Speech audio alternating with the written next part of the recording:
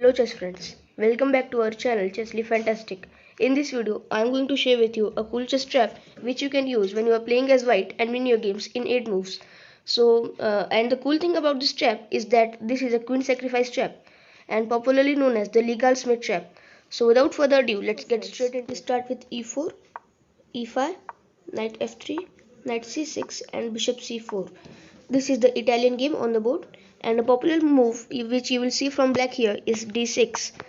Black is now trying to develop his bishop to g4, and now here we play knight c3 and bishop g4 as we expected, and now we play h3, kicking off this bishop back to h5.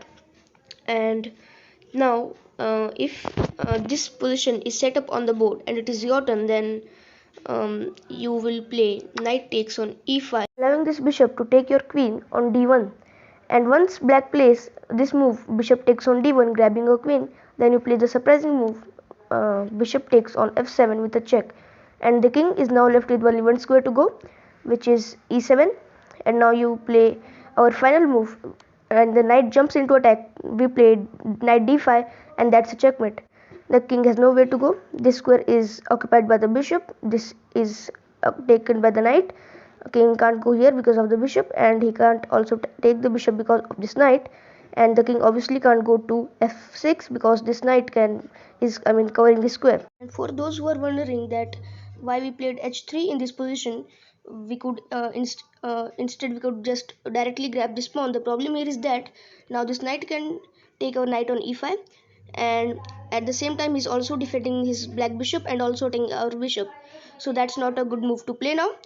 And and if you're thinking that after this move what happens if this knight takes our knight, then we have this move queen takes on h5 check, not check, we just grab the bishop, and because this bishop is not on g4 we can take it because the knight is not defending it now. And if knight takes, then we play simply queen to b5 check, and we will end up grabbing that knight as well, and we will be in a better position.